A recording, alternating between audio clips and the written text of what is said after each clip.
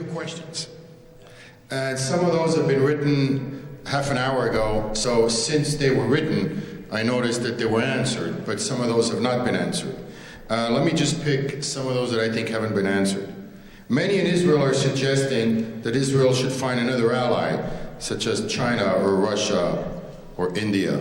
Is that realistic? I think that it's time for us to seriously think of diversifying. I would take Russia off the list immediately. And India, China, I think are long-term, well, India already is a serious ally. I think China is a long-term possibility. For the foreseeable future, there is no replacement for the United States. That's, I think, clear, and it is premature to talk about replacing the United States. But again, given what we've seen in the last weeks, I think we do need to think about how to begin looking at the world in a more creative diplomatic way than we have. Okay. How could Arabs concede that the Jews are a people if it contradicts the Quran? Well, you know, I've seen some admittedly peripheral Muslim sheikhs cite that there's a verse in the Quran about I gave the promised land to the children of Israel. One can make a case based on scripture for any argument. And we do it, the Christians do it, and the Muslims can do it too. And I don't rule out the possibility of changes happening in parts of the Muslim world. And we're seeing here and there the beginnings, admittedly small voices. But nevertheless, we're seeing the beginnings of some attempts to create call it a reform Islam, call it. I know one Muslim sheikh in New York who says that his example for where a modern Islam needs to go is modern Orthodox Judaism, which combines modernity with a faithful adherence to tradition. So that's a very interesting model that he's presenting. And I think the point is that religions can change. And we need to look at what's happening today in the Muslim world as part of an ongoing story that whose end we don't know. So yes, it's true that for the overwhelming majority of Muslims today, that is the reading of the Quran. But again, there have been voices that indicated otherwise. I'll mention one, for example. The late former president of Indonesia, Wahid, who also was a Muslim theologian and was the head of the world's largest Muslim organization.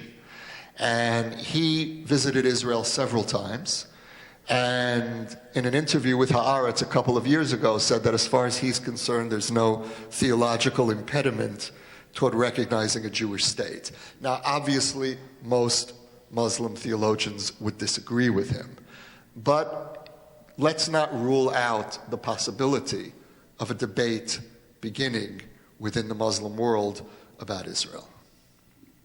I'll ask a personal question. I'm going to pick up on what you were saying earlier about Obama's agenda and his focus on process. I was reading something in the Weekly Standard about how he saw himself sort of as a potential president of humanity. There's almost sort of a messianic component to his vision. And in that picture, America is too small for him. Because if he really sees himself as the president of humanity, then in that sense, Israel becomes a problem. Because Israel is so disliked by humanity. So, I mean, this goes a little deep, and the person who actually wrote it got into some deep psychological stuff that I cannot get into. But do you think there's anything there that goes deeper? I think that Obama's humility seems to be confined to his understanding of the role of America in international relations. He wants America to be humble. I would like to see some of that humility absorbed by him. And what we've seen from this administration in terms of its policy in the Middle East is a disastrous combination of arrogance and incompetence. That's really the worst possible combination. So as far as the speculation about Obama's grandiose visions of himself, I don't know how grandiose those are, but certainly his approach to the Middle East shows an extraordinary arrogance in the sense that he defied all of the warnings of the experts. Aaron David Miller, for example, who's been involved for years in Middle East peacemaking. He was an advisor to successive administrations. Not particularly friendly to Israeli governments. Has a very significant article in Foreign Affairs where he says that, he calls it the religion of the peace process. And he says that the time has come when those of us who believed in the religion of the peace process, and he very much includes himself, need to admit that this has failed. Now, Obama was warned about this repeatedly, and yet he decided, I can make peace where others have failed. Now, what is that about, if not acute arrogance? Somebody asked, you said, please discuss Brzezinski's proposal for Obama.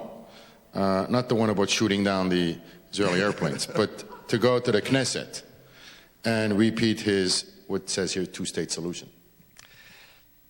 There's a widespread misperception in the American media and apparently now in Washington as well, that Israel needs to be coerced into a two-state solution.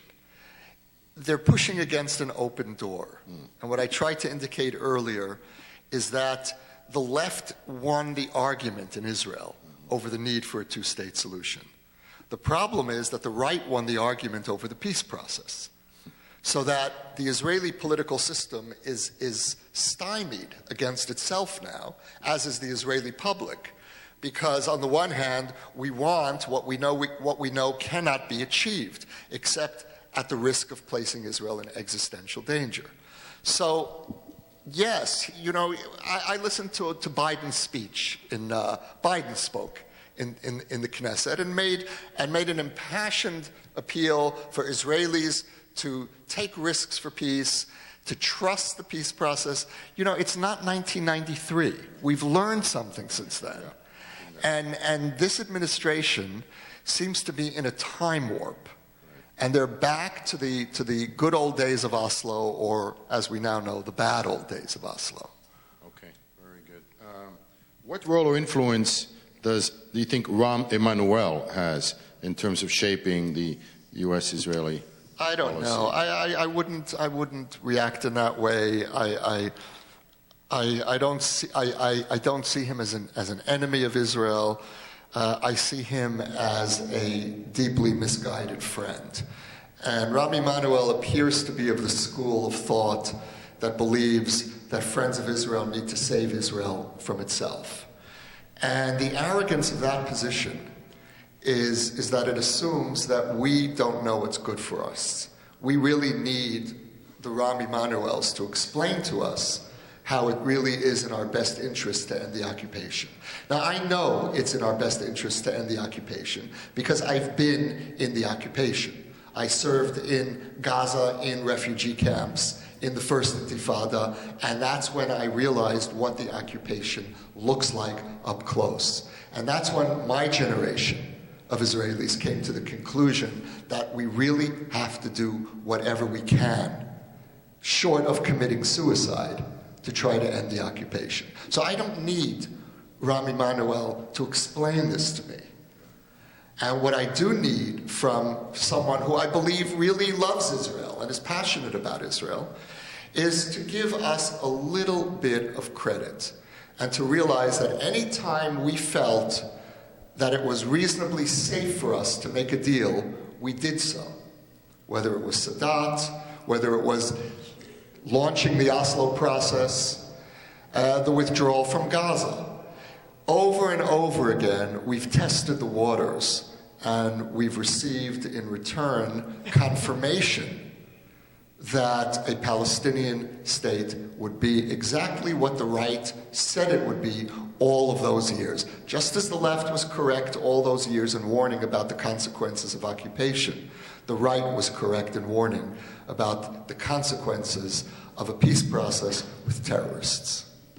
Yossi, I want to combine a few questions here. The first is, do you think a McCain-Palin administration would have been better? The second is there really a viable way to stop Iran from going nuclear, given that sanctions, even if adopted, would take years to be felt, even assuming sanctions are biting and adopted by China? And then the third question, which somewhat is related, is what could the administration have done over the past year to really make a difference when it comes to stopping Iran? Well, let's leave the first question out about McCain and Palin. And in terms of whether sanctions can stop Iran, no one knows because Syria's sanctions have not yet been tried. And there are serious sanctions on the table. Congress has endorsed sanctions against the Iranian gasoline industry.